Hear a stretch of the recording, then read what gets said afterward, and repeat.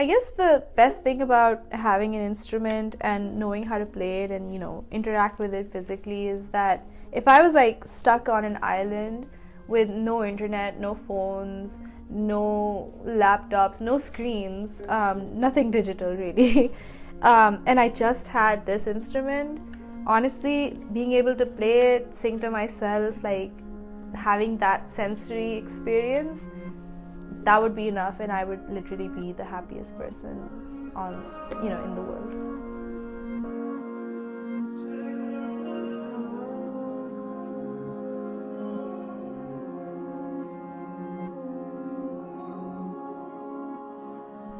I moved to the US in 2019, of August of 2019, and of course COVID wasn't really a thing when I moved here, and I came here for a graduate program which was supposed to last 2 years. So I was obviously very excited. I am an only child. My parents were a little sad about me moving here because we're quite close and I'm very, very close to my parents. And obviously because of the virus and the restrictions that came with it, it was impossible to travel. Coming from a very small family, just me and my parents, and being so close with them, it was definitely very, very difficult to deal with that. It's not just the distance and the fact that you can't go home even if you wanted to, it's that the safety aspect of it, and you're worried about your parents, and everyone has related to that, of course. These days, the way we stay connected with people that are far away is through technology and through social media. I speak to them every day, so I do keep them up to date, of course, but it's just not really the same as when you're obviously around someone, and proximity is a really big factor.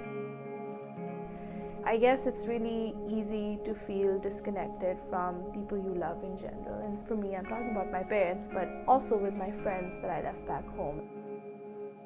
So it's been difficult, being able to FaceTime someone or being able to pick up the phone and just hear someone's voice.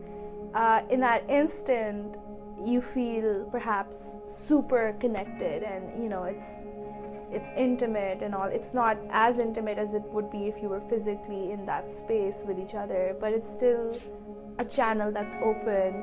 And those 5-minute phone calls are just like, in some ways, like being back home.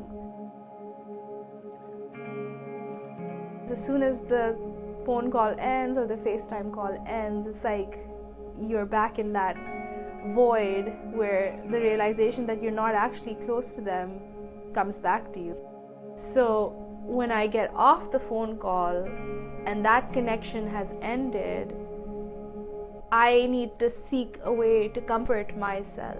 Music has been a comforting thing because it really did allow my eyes to just take a break. And it's still such a sensory practice, playing music and singing, and it's a creative process, writing the songs, and to have that as a thing that I do was just literally the biggest relief from 12-hour days where 8 of the 12 hours are constantly looking at people through a box or through a screen.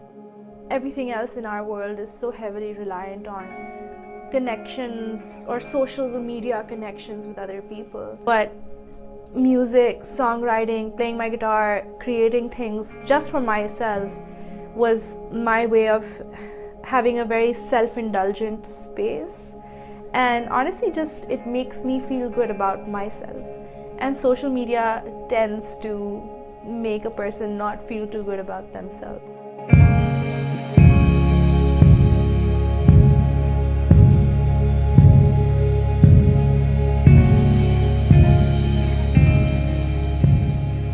It's important to be able to take a break from that in a form that doesn't use that medium. And for me, music is that. Music, as the thing that it is, as the tool that it is, it's like my confidant. It's really like medicine in some ways. I don't know what I would be doing if I didn't have that as close to my heart as I do.